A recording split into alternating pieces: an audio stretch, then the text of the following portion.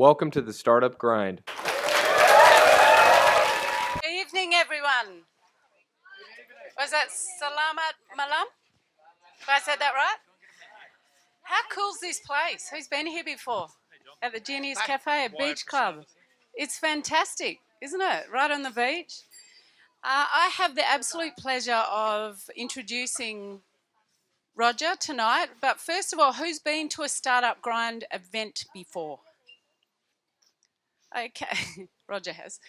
Just to give you a little bit of information on what it is, it's a global community of startup entrepreneurs, and an event like this is held in over 200 cities of the world, and it's an opportunity for amazing mentors to be interviewed and to be in front of you and give you guys the opportunity to ask questions as well. So we're very blessed tonight to be here, and we're blessed that Roger has the rights to do this in Bali.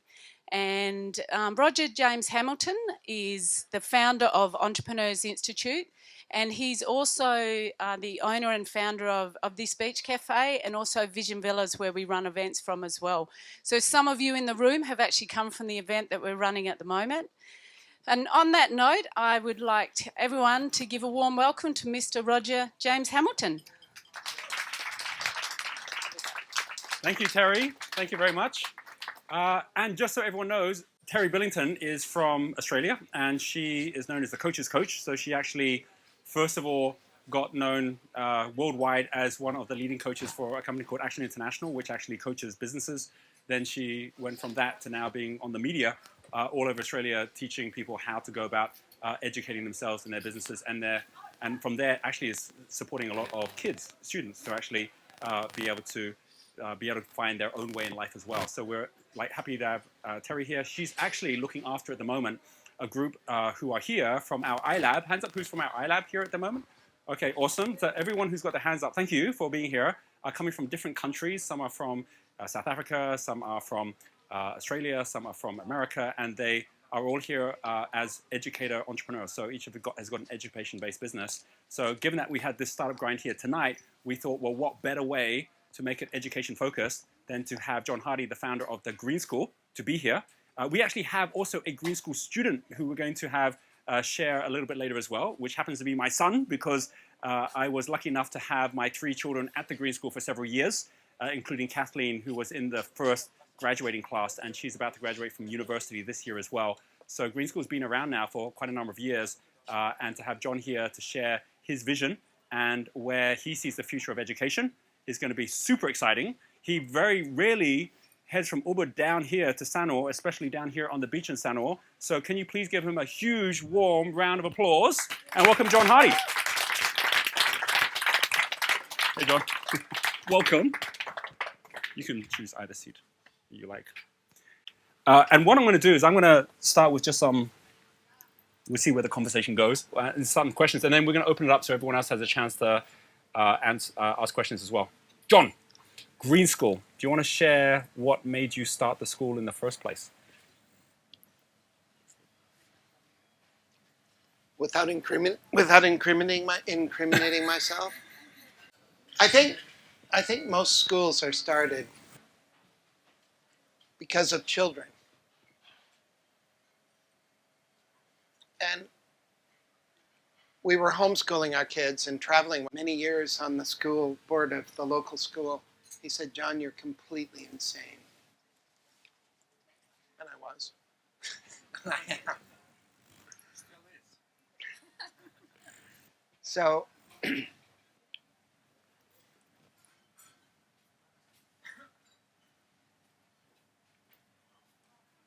it's pretty easy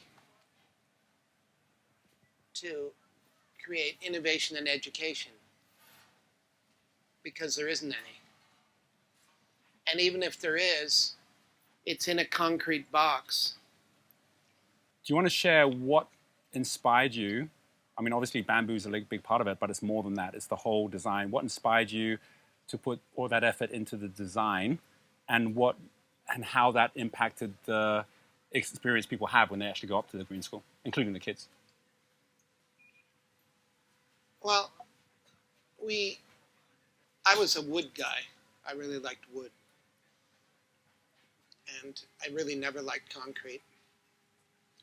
So it was possible to build it out of concrete, which is death of the planet, and what message is that giving the children? We could have built it out of recycled wood, but there's not going to be any recycled wood for the children because it's all going to be trendyized and taken away. So the only thing that we could find that was long-term and completely sustainable, and we can have enough for no matter how many children the world has, is bamboo. So bamboo was an easy choice. And it was to give the children the experience of being somewhere other than in a box. What was your experience? Because obviously your two daughters went to the school, and when they were there, what did you see different? Because they were both homeschooled before then, and then they went to school, and you saw the experience of them and their friends, which obviously included like my daughters and son as well. What did you see as being the biggest impact that the whole environment and the learning and everything had on the kids?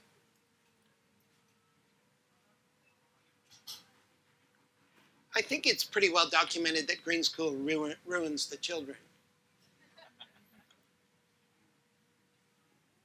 I mean, we had a young lady come, and she was only there for a very short time. And her dad was a professor at the Rhode Island School of Design, and he had an accident, and they had to go back, and she was very sad. So they popped her back into the nun school of Rhode Island, which had been there for 150 years. And she was like 11 years old. And she started a campaign on the nuns. And of course, the nuns 200 years ago were all completely organic, completely sustainable. Nothing more sustainable than a nunnery. I mean, it wasn't a lot of fun, but it was sustainable. And these nuns went, "You want a what?" And she said, "I want a compost." And I have this beautiful picture of her with, after 6 months of harassing the nuns, it's after 150 years in existence, the nun school of Rhode Island had giant tubs where they were composting all the leftover food. They were composting all the garden waste and the field waste. And that's the Green School effect. And I think she's probably still looking at the world like a place she wants to look after rather than a place she wants to strip mine. I don't have statistics on this, but I think we probably have not yet produced a single strip miner at Green School. As a parent, I had the experience of, as students are going through, and the students going through. Is this on? Yeah. Okay. As students are going through a experience of having to kind of like learn through doing, and where a lot of it's very project based, and you're having to be resourceful. I remember in the art class, the kids didn't start by just having their paints and painting. They started by actually creating the paints and creating the paper. So you're starting with really nothing and then using nature and then growing from there. That resourcefulness, which comes from Green School and the students, how important do you see that now in the world, given that many people are leaving school, traditional school, and finding they can't get jobs out there? So the whole entrepreneurial path, or the idea that people need to be educated in slightly different ways now compared to 50 years ago. Well, I mean, the school system was developed to create trolls to run the non-computerized machine that ran the British Empire that enslaved the entire planet. It was a school of clerks. Because previous, when there weren't any computers, they needed a lot of clerks to do the sums. And school system hasn't changed. When I was in Africa and I saw this big sign saying, "Get an English education."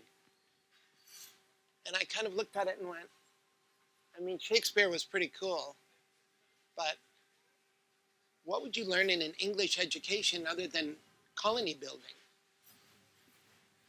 Resource plundering. It just, I mean, how inappropriate. So taking that same idea, which is about how if you start being resourceful or you start having a purpose behind things, one of the things early on that you decided to do with the school as well is to, as much as possible, turn all of the gardens into productive use, like in the sense of actually growing food, getting the kids to learn how to grow food. Given that a lot of those kids will end up in cities or going out in places where there may be no farms and no way to rear a goat, like how important do you think that is as a way of thinking and being in terms of the kind of world they start creating when they're out there? Well, I do this litany every morning because I do a trash walk every morning, and we have a lot of people come. And this is just the soundbite. If you own land, rent land, lease land, squat on land, or have a little space on your balcony or a small roof, and you're not growing food, you're definitely you're not a part of the future. It's so important to understand that food is what fuels us, and fueling ourselves with industrial food, there is no future. So we made the entire school a garden, because the deal about the land is for food for people, it's for food for animals, it's for food for the land, or it's for growing bamboo. I mean, we're pretty simple at Greenschool. If you're growing bushes, I'm a Canadian, and I don't know, does anyone here know the Queen personally?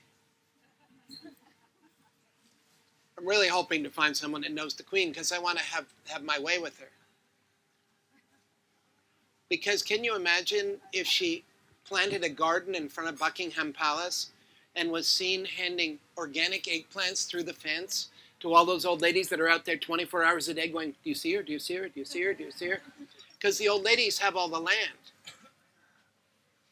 And when Michelle Obama planted an organic garden in the White House, it spawned hundreds of thousands of gardens, organic gardens across America, from the slums to the suburbs. So the idea of the Chelsea Garden Show being a billion-dollar operation to give people blue ribbons for bushes or a different color of rose is it's completely out of date. Let them give somebody a blue ribbon for the best looking organic eggplant. Do you think, I mean, like when I see the Green School and I see what happened to all three of our kids going through the Green School, each of them become self-sufficient, entrepreneurial, like, thinking for themselves in terms of what they want to do with their lives. Even though not all the schools out there will convert into bamboo schools, because obviously there's different parts in the world where that might happen.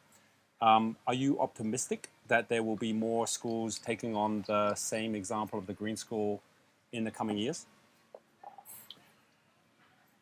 Well, having a school is like having a distillery. You take the barley and ferment it. You distill the alcohol off. You put it in the best cask you can find. And then you wait. And in 5 years you taste it. And in 10 years you taste it. And if you're really lucky, you've made something that in 25 years will be exceptional. So I've already seen enough to put up with the fear and loathing and pain of being involved in a school. I've seen enough great results to make it all worthwhile. I was just in India with 2 kids. And I'll tell the story very quickly because it's a story that will be coming out. I was at the Inc. Talks, which is the TED of India. And these 2 kids were a bit unusual. I mean, the parents were a bit unusual. They got funny names in an ashram in India. And they were volunteering in India, and the kids were sent to the local school, and they made friends. And they came back a year and a half later for another stint in the local school. And the girl went to the school, and her friends were all gone. And after school, they went to find out where the friends had gone. And some of them had just simply disappeared because they were 13-year-old girls, and you know what happens then. Some of them were in factories. Some of them were pregnant and married. But the fact that came out is the school stopped giving free uniforms to poor pubescent girls because there's no need for poor pubescent girls to go to school. There's other uses for them. And this young lady and her little brother were just like going, this can't be, Mummy. We want money to buy school uniforms for my friends so they can go to school. That was the only thing that was missing. They give them food. They don't charge tuition. And so Mummy said, fine, but how many school uniforms can we afford? And these two kids said, we'll do something to raise money to put school uniforms on these kids. And they started selling T-shirts. And they got a spontaneous standing ovation at Inc. And it's a bunch of pretty big brains in the room. She's in grade 9, he's in grade 7, on the stage, talking back and forth. And they have a brand called Nalu, which means wave in Hawaiian. And I was giving them a little bit of help. And we went through this amazing, amazing thing where a Nalu T-shirt, every 3 pieces of garment they sell, they make one school uniform. And that's the cause. And at a certain moment, they got in the talk and they said, okay, we're kids, we're selling T-shirts and other things to give Indian kids a chance to have an education. And it's all good. But it's not. And if you look around this room and think about what you're wearing, it's not good. And they took one of their T-shirts and she held it up and dropped it on the floor, and he poured a bottle of DDT into an aquarium. And she dropped another one, and in went another bottle of DDT. And they said, every one of our T-shirts puts a liter of DDT on the planet, and we just can't continue.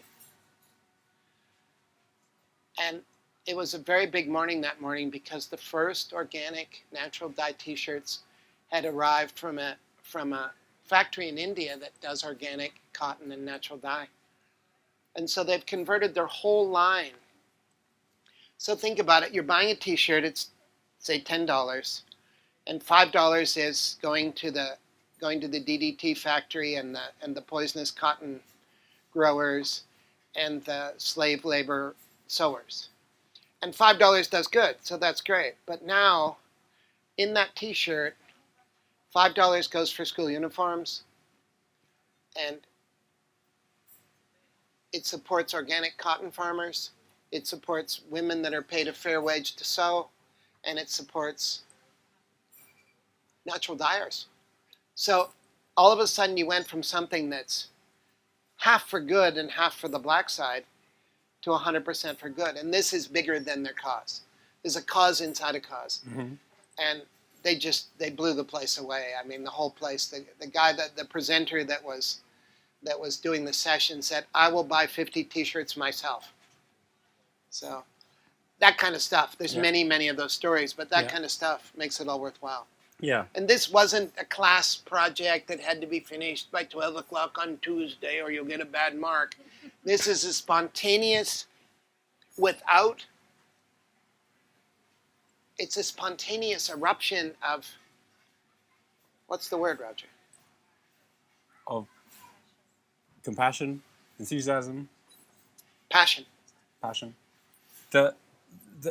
This is one of the things I'm most interested in is your thought as things scale. I mean, like, this is being videoed right now and goes out to a lot of tech entrepreneurs around the world whose whole focus is how do I take something and scale it? And the number of people that have come through the Green School who've been attracted in, either bringing their kids in or just coming to visit, is a huge number that have come through. And the scaling of it to say, how do you see that happen in that there's clearly not been lots of other green schools that have actually opened up where someone goes, what a great idea, I'm going to go take that. So first thing is, what's the complexity in creating the school, which you think is the reason they haven't? Is it because of the complexity or is it because people just haven't got the mindset to make it happen or haven't got the resources? And secondly, do you think it will grow because of other schools or will it grow just because it's an inspiration where people through stories like that, actually go out there and live the example themselves? Well, when I started the school and I made my first TED Talk, which really helped the school a lot be known, I said, I'm going to put 20% local kids in the school. And that was a great thing. You can't have a green school without local kids. And we had very little success getting any local kids to come, because people that were aspirational in the local community wanted to send their kids to the concrete school, because we all know that's the future. They wanted to send their kids to Australia because we know they're leaders in education, or to Singapore, where you can definitely get a job strip mining the planet if you graduate there. So why would we send our children to a bamboo school in the jungle with food everywhere? Woo. So we started the scholarship program, and I'm very proud of the scholarship program because it's been supported by thousands and thousands of people. And unfortunately, today we're at 10%. The school's grown so fast that it's expensive to run an international school, or I don't call it an international school, but a school with international people in it. Just a couple of things about the Green School that are funny. Diapers to grade 12. We're working on Greenschool University. I'll talk about that later. 70% of the people at Green School packed up their boxes and their houses and moved to Bali to go to the school. So I was with a woman this morning that said, I was living in Germany, and I didn't want my child going to a school like that. So she came all the way to Bali to put her kid in school. And the school is doing so well. There's kids from 33 countries. So it's truly an unusual mix. I mean, international schools, how many of you went to international school? I mean, international schools are basically a place where you can take corporate refugee children and keep them in the mode of whatever the home country is, so when they go back, they'll fit right in. What was the rest of the question? It was the scalability, right? It's like, why hasn't it scaled? Is that the question? Yeah. Or let me ask it a different way, right? Because we have a lot of entrepreneurs and education entrepreneurs here. You built John Hardy Jewelry into a multinational, multi-$100 million business. You've managed to get one school going, and it's an awesome school. But can you share with everyone the difference, in your view, of setting up a business, which has clearly been really successful, compared to setting up a school, like the dynamics of it, for everyone who's actually saying, I want to go out and help transform the education system? What should they keep in mind from your experience having gone through the process? Everything is all about product. This product was beautiful the first day I made it. It was beautiful after I made 2, and it was beautiful after I made 10,000. People saw it, they bought it, we were done. If it broke, they brought it back, and we happily fixed it. But Green School is about product. I mean, we have a TED Talk by 2 kids that are just entered high school, and they have over 1 million views. 2 kids in London. And they came home one day and went, we have to be more than just students, and we have to be more than just local.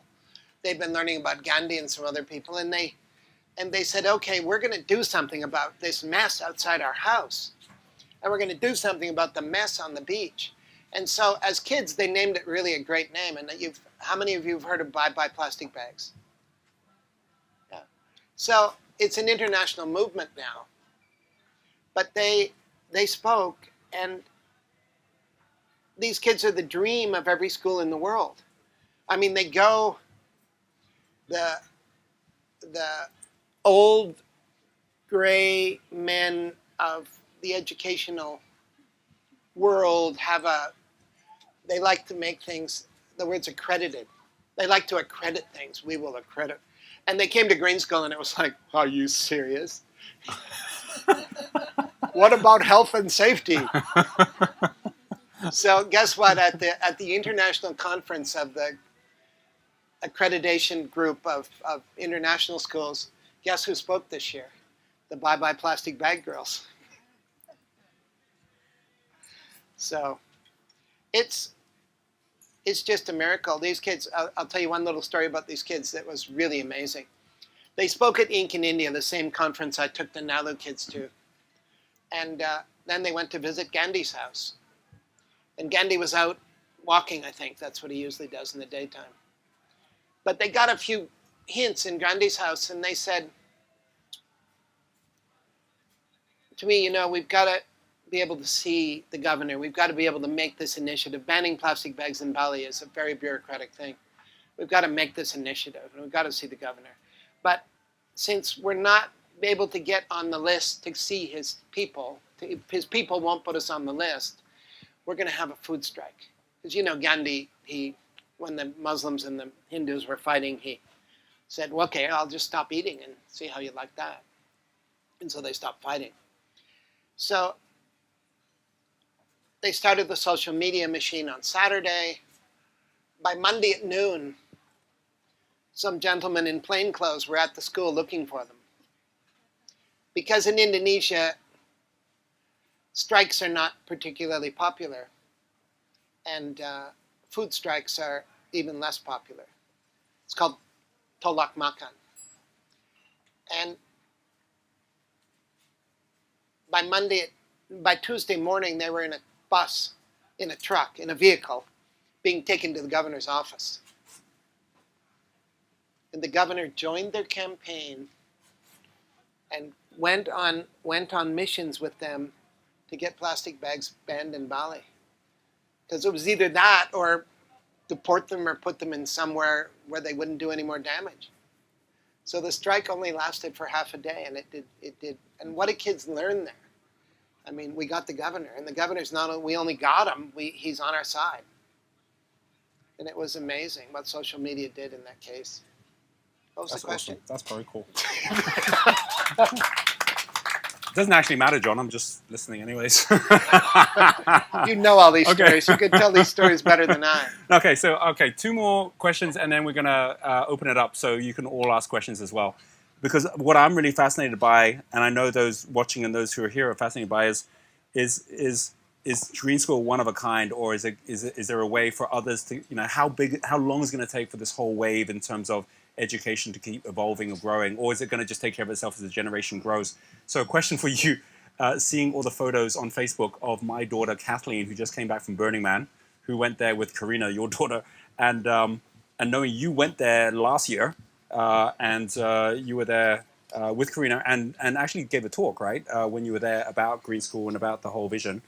I know a lot of entrepreneurs who credit the hands up who's heard of Burning Man? Yeah, so there's a whole environment there which is so different from it's unbridled from the whole, here's the regulations and here's how you have to do it. So effectively everyone can reinvent themselves every year. You were there with that crowd of people who already are revolutionaries in the way they're thinking. How did they respond to your vision of the school and the things you were sharing about education? Well, it was very much talking to the converted. Mm-hmm. I mean, Burning Man, there's 80,000 people in the desert, and the most amazing thing about Burning Man is a week after it's over, there is no single, they burn a lot of stuff. There's no single piece of charcoal, there's no single bolt, there's no single nut, there's no single piece of garbage anywhere near. Yeah. And that's the most remarkable thing of Burning Man. And the hope that Burning Man gave me is that the multinationals are destroying diversity on the planet. You go to a mall in Sydney, you go to a mall in Afghanistan, you go to a mall anywhere, it's all the same multinational mama. And Burning Man is diversity incarnate. You couldn't imagine what would come by you every minute. It was like, oh my. If you haven't been, Roger, you need to go. Yeah, we're planning to. Because the strangest thing in the world goes by you, and then you see something twice as strange right over there. My favorite float were the Canadians, and they had a big flatbed float, a self-propelled float, and they'd go by. You can't go more than 5 miles an hour on the playa because there's a lot of dust. And they rolled by, and they were all in perfect IBM suits with black ties, all standing around a boardroom table, and on the boardroom table, they had bolted down old Apple or old IBM computers. So it was a boardroom float, and it had one fluorescent tube over the top, and they didn't crack a smile. They just looked like some kind of deranged people from IBM. And they cruised around the playa, and just when they came by, people just went. And there's no logo, there's no commercialism, there's nothing for sale except coffee and ice. And the lineup for coffee is quite long. And everything is given. It's amazing. If you haven't been to Burning Man, go. Cool. All right, final question. Your view of the future. If you could give us your view of, let's say, 10 years from now, or let's say 2025, what you would like to see or believe is possible on the planet when it comes to education, children who are born today, who are going to be 10 years old then. Are you optimist? Do you see that the whole thing is going to change? Do you think it's going to take longer? What do you think?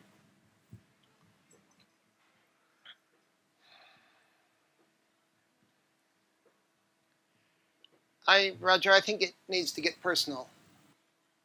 In the story I told you about what you're wearing, if when you buy your next piece of clothing, you don't say to the vendor, okay, what's it made out of? Who made it?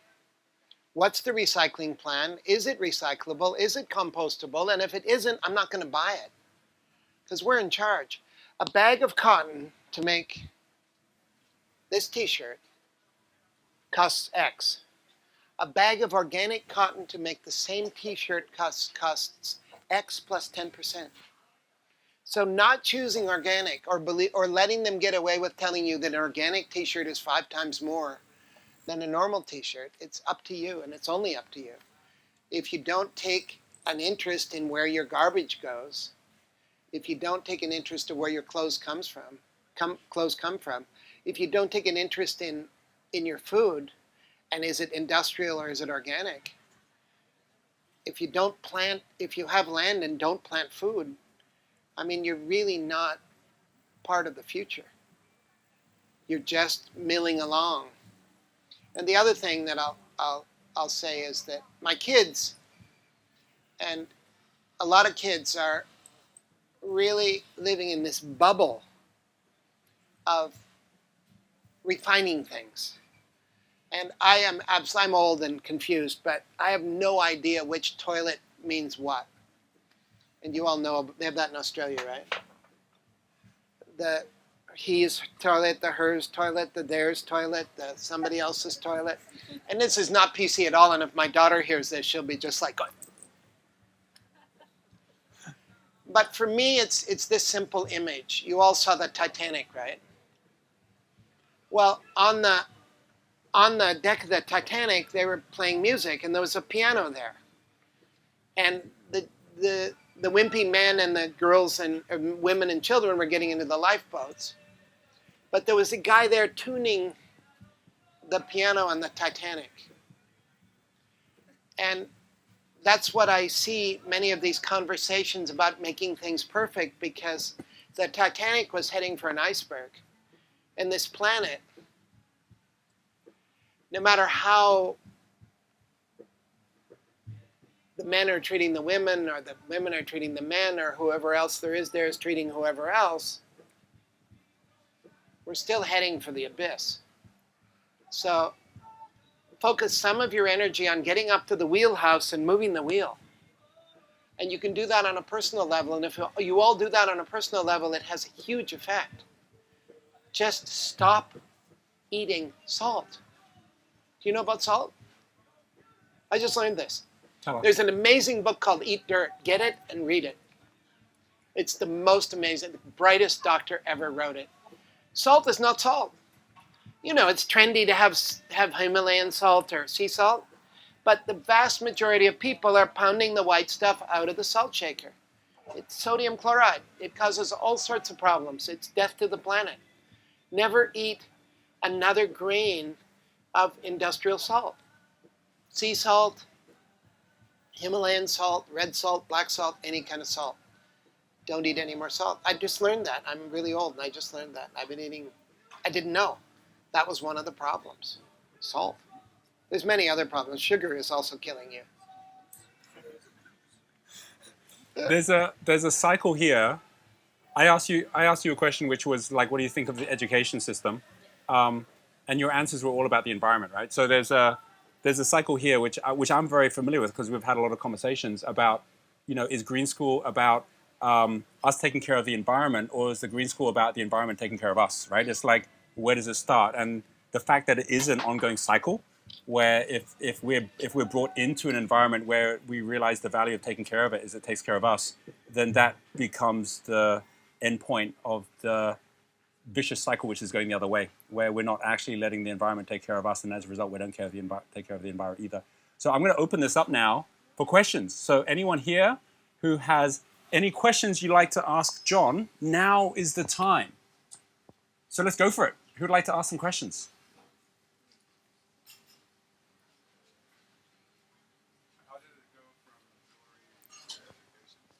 Oh, we've got a microphone as well. So when you ask a question, do let us know your name and where you're from, and then go for the question. Josh, I'm from Canada, but living in Indonesia a long time. I just wondered how it went from producing jewelry into getting into education and building a school.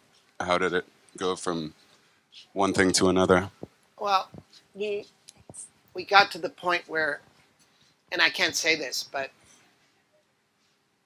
there's many things that'll save the planet. And got out of the jewelry business and went to giving something back locally, because Bali had been so brilliant for Cynthia and I. And it was just to do something local. I mean, was it your own children that made you think about education more? Or? Yeah, I mean, I don't think anybody ever started a school that was childless.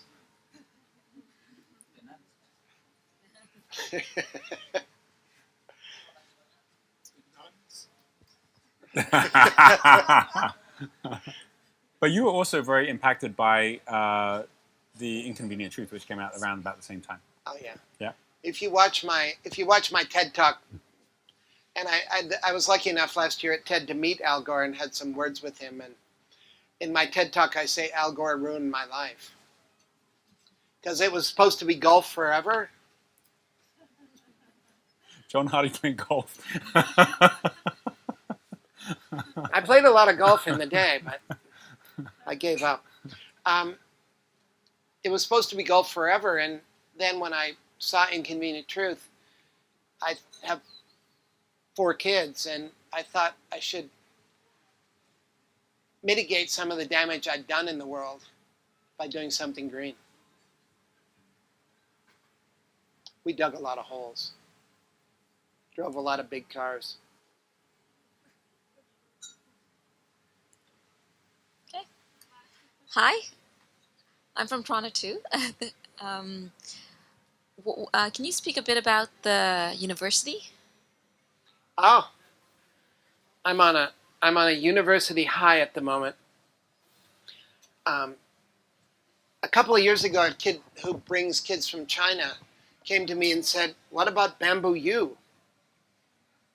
And I said, "Bamboo U," and he said, "Bamboo me," and I thought, wow.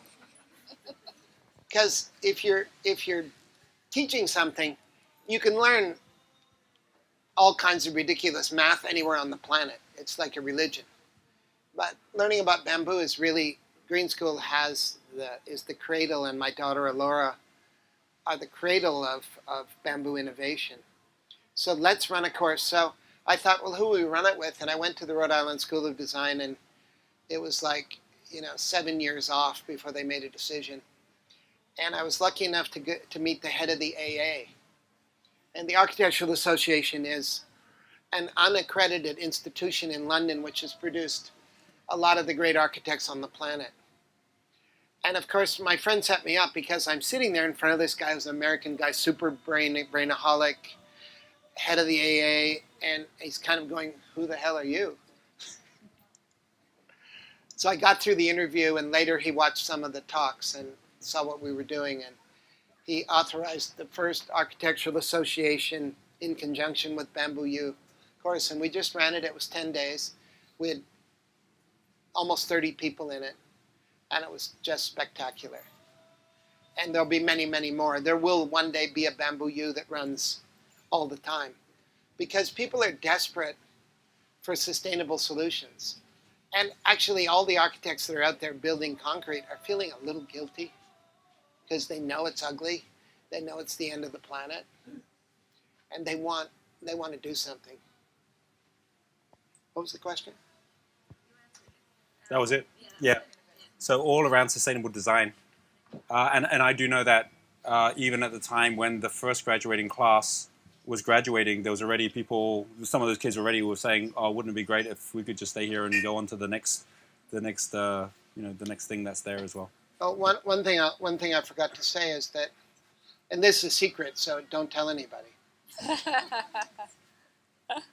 But we have an association with an Australian university. And our one technique to get into school, to get into, the great tiny hole that you have to go through to go to Harvard, that every mother is dreaming that the kid is going to be a soccer champion or a baseball player or a Harvard graduate.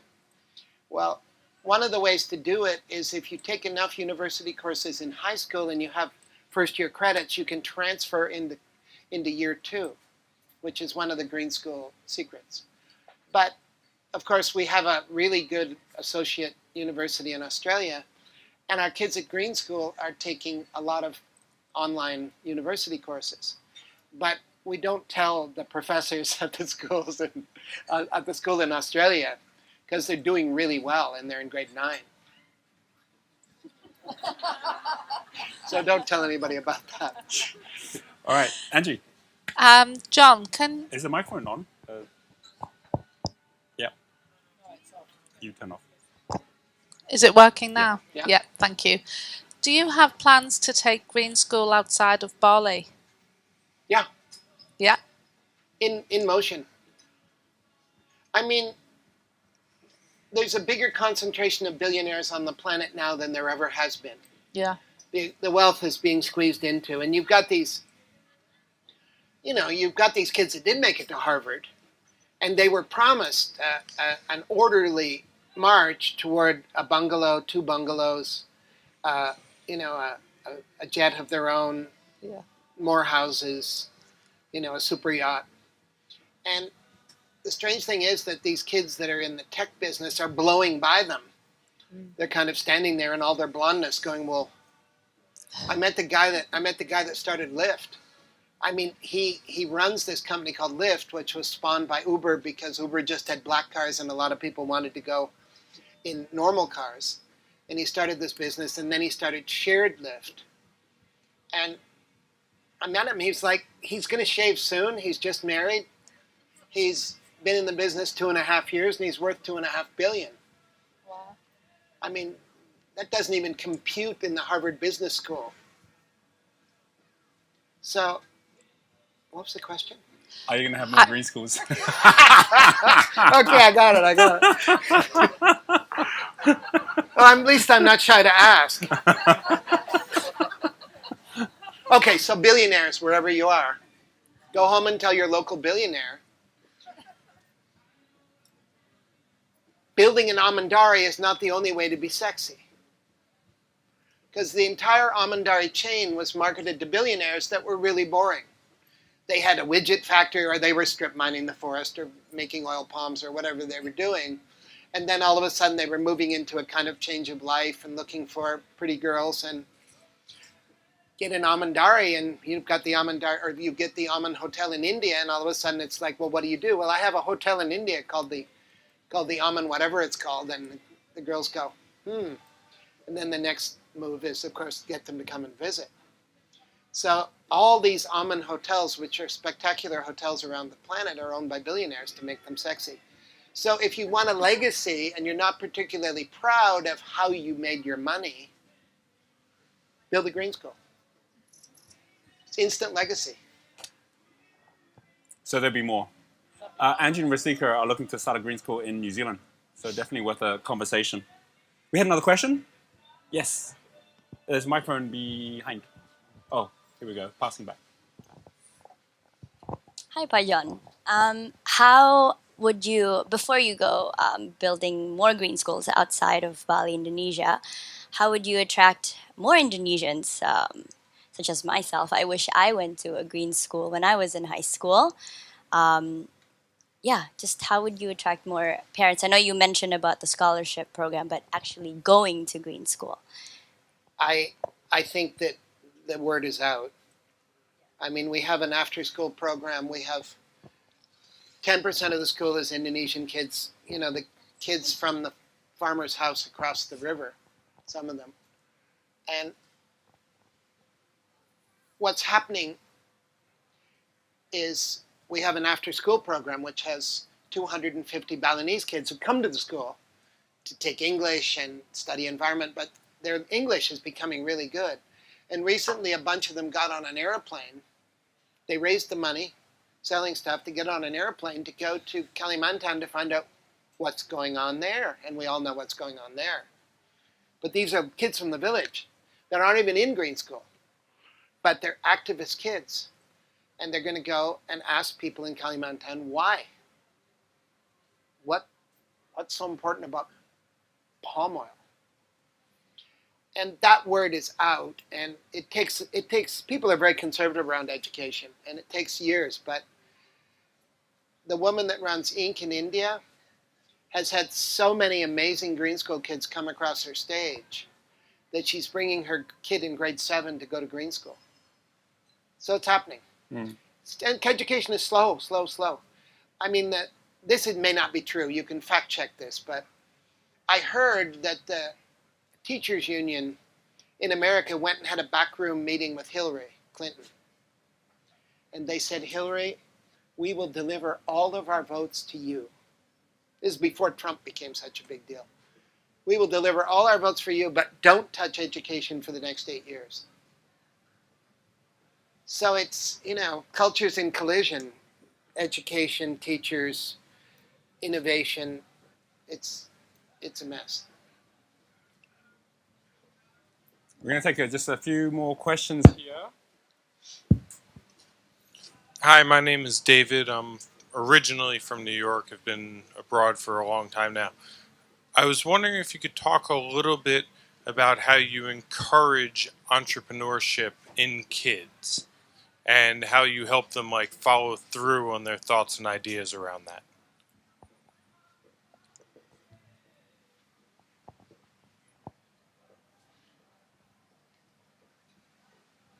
It's a hard question.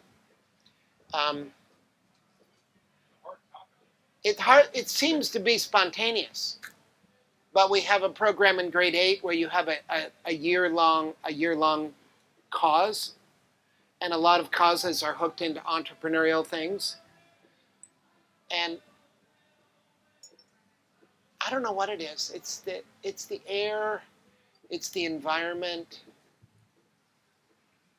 Because kids all over the world are taking the entrepreneurship course and the green course and the environment course in their concrete box.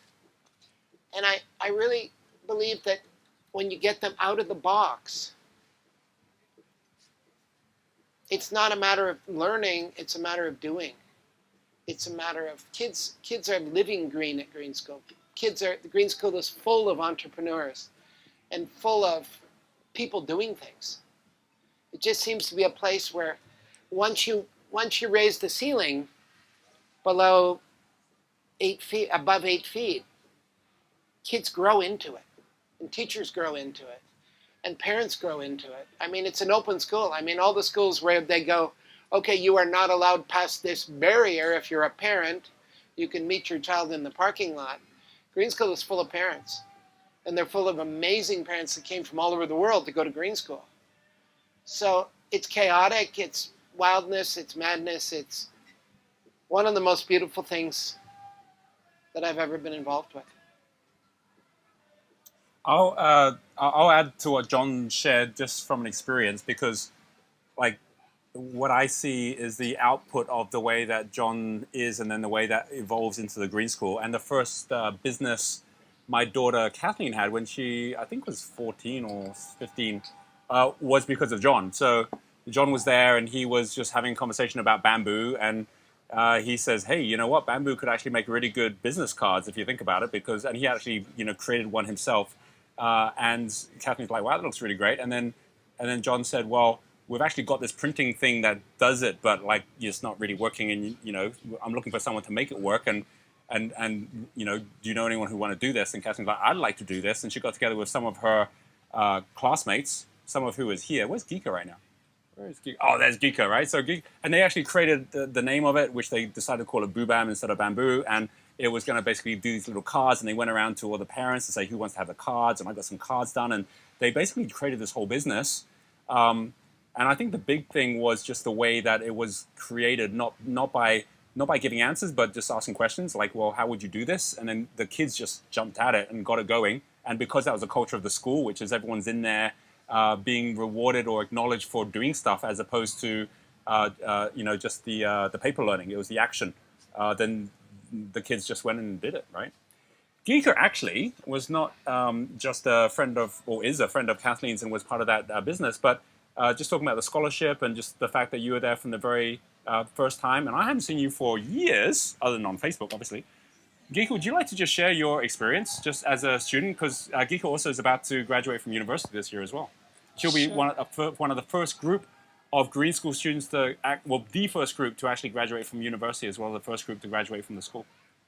Yep. Hi, my name is Geeka. And yes, Roger was my mentor when I was in grade 10 and 11, and 12 when I was with Kathleen to start a business. It was funny because I remember when I was in grade 11 or grade 10, the question was, so there's a problem in the world. What is the problem that you think the biggest one?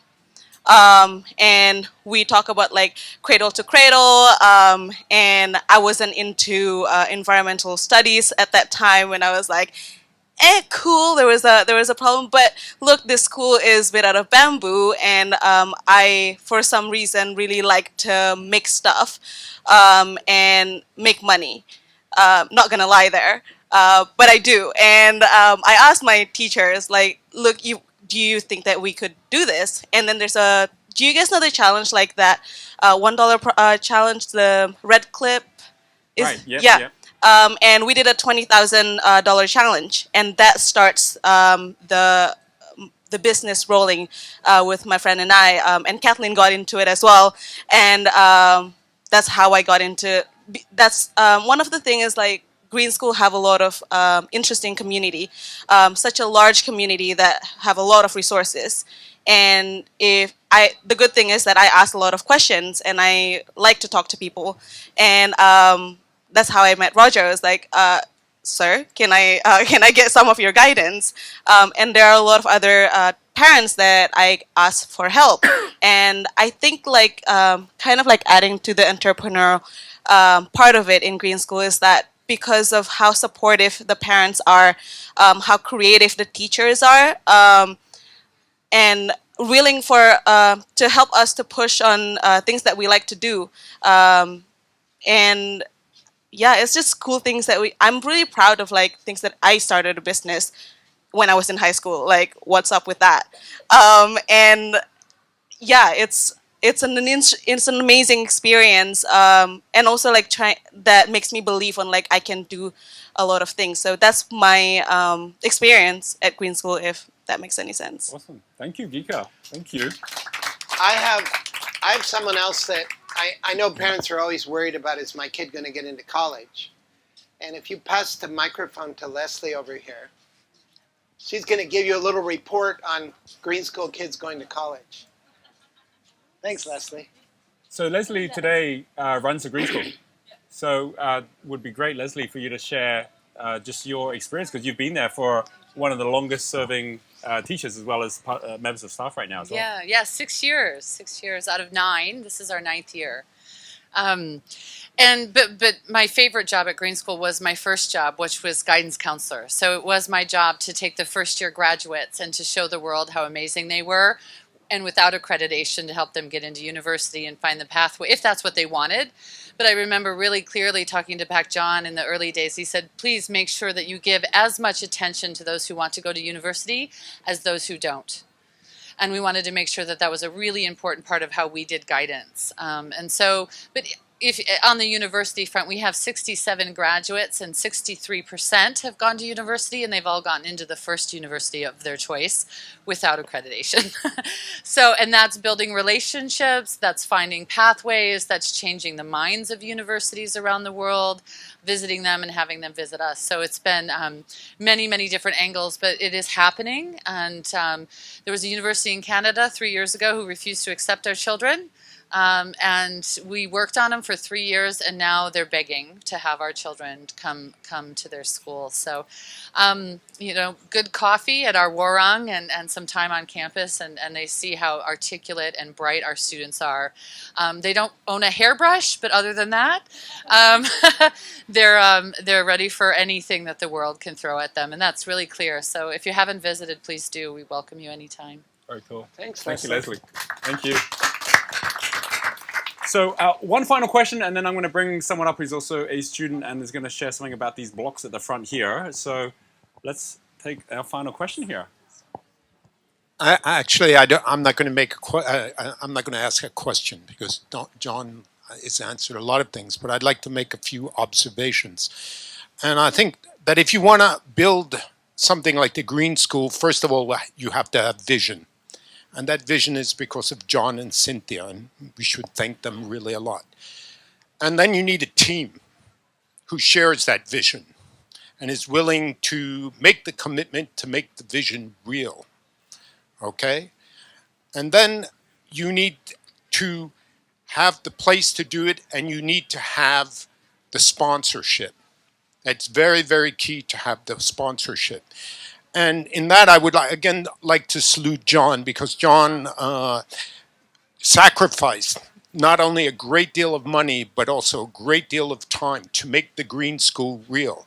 When I said he was totally mad, it's because I didn't know if he knew or not how much he needed to sacrifice to achieve success. Because a school is not something which becomes real in 1 year or 2 years or 5 years. It's something that takes a long time. And again, on the cusp of your 10th anniversary, I would like to say the Green School is real and it's here to stay. Okay? And then last of all, you need to have marketing. You need to go out there. And John is a master of that. And I think, we have to be patient in the sense. I know that John has been working and several times there, with people in Singapore, also people now in Mexico and other places. And it's a radical idea. And when it comes to schooling, you find that even people who are very leftist and very free-thinking, when it comes to the education of the children, they get really, really conservative and afraid. And they, just like he said, will Johnny be able to go to Harvard or not? Right? And the whole thing is that environment, it relates to the questions about entrepreneurial, building and things like that. It's the free environment in which you give the children the chance. It's like Socratean, the chance to teach themselves, the chance to find themselves and to grow. Lastly, I would like to say that John was blessed and Cynthia were blessed, and we've all been blessed because we live in Bali, and Bali is a very, very special place. And the expatriate community here is a special community, and I think it's been particularly nurturing in allowing this great idea to come into existence, and that it's something that we need to carry forth. And you in New Zealand and you in New York or wherever you are, go out and approach. It doesn't have to be your billionaire friends. It has to be the people that you know who support and things. Build the teams who can embrace the vision and make it real where you are and spread the good word. All right, thank you. Thank you, Bruce. So we're going to be here for ongoing networking connections this evening. Make the most of the connections here as well. I'm going to invite one final person up to kind of like cap this off in this conversation, because it is about, for me, the future of education. We invited John down because he is a visionary, and what he's created in Green School and what the likes of Leslie and the team and everyone has actually created out of there is something which there is an ongoing work in progress. And I think one thing that John's made really clear is so much of the legacy already is getting created through the kids and what the kids are doing and how they're thinking and how they're going out and being that example as well. So I'm going to just invite Luke to come and join us at the front. Let's grab a seat. Do you want to grab that seat there and just bring it over? Yeah, just bring it over to this side here. That's fine. So here's Luke. John, when's the last time you saw Luke? It was probably a while ago, right? You So Luke was in. Well, share Luke just when you were in green school and your experience. And if you didn't recognize, Luke is my son. So Luke is the final of my 3 children who are still in Bali, while the 2 girls are at university right now. So yeah, tell us a bit about your experience when you were there. So I was in green school for the end of my middle school career, and when I was in green school, it started off as a shock, definitely. I came from a school here in Sanur, and we had hard desks, closed walls, and proper toilets, or what I thought was proper at the time. And a month down the line, I'm squatted in a bamboo shack, pooping into a hole. And it sounds strange, but it was really kind of life-changing the year I had in green school. And definitely going to green school was I think definitely a good choice by me, because it opened my mind to so many things. I joined green school, and on the first week there, I was walking down a road not made from concrete, but from a bunch of rocks, and my friends were swinging from trees and jumping in compost between classes. But yeah, I definitely think that the way the learning happens in green school is the way of the future, because all the students there, from what I can see, definitely thrive in the environment, and without, as John said, we're heading towards a glacier, and without the awareness of the environmental pressure that we have in this generation, we can't be successful as a human race. And so the hands-on learning was kind of new to me, but it's stuck with me since then. So Luke's now in grade 12, and we moved down to Sanur, and so Luke's now at this point at the Bali International School, and had to do a project, as everyone does in the IB system, in grade 10, and it had to be on anything you're interested in. And what Luke, you did was you created a project, and a lot of the principles we talk about at the Green School were part of this project, from everything from the sustainability to the learning by doing. So do you want to just share what that project was and what the impact of doing it? Well, I started the project. With kind of in the back of my head in green school while I was there. There was something called the Quest, which you enter middle school with, where I basically wrote an essay on how you could make a sustainable tennis court. And so that was in the back of my head as I made, as you can see in front of you, these blocks where I started with the idea of wanting to use the golden ratio and the Fibonacci series in a project somehow, because it's related to math and science, and that's what I'm passionate about. But I also wanted to have it in a way that it could be seen and utilized by the people around me. So I was thinking maybe make a fountain, but what came to our mind as I was sitting with my dad brainstorming one night was the idea of Lego blocks, and how Lego blocks are always 2x2s, 1x1s, 4x4s, 6x2s, and they're all even numbers. They're all such clean numbers that seem to do so well with these little bright plastic blocks. But in reality, nature and the world around us isn't perfect 2x2s and 4x4s, or at least it shouldn't be, which is what green school definitely taught me. And so I was thinking about the beauty in nature that's already there, and why not use that to create a set of building blocks.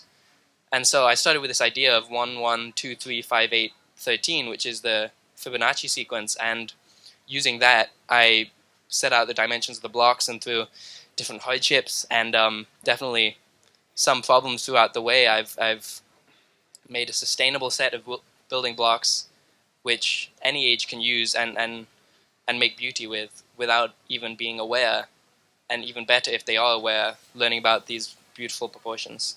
So these were set up as a project, but then they're actually built by this actually sustainable wood here in Bali, with Balinese craftsmen. And then off the back of this, to say, well, is it actually a valuable idea or not? You went out and saw if people wanted to buy it, right? And what was the result of that?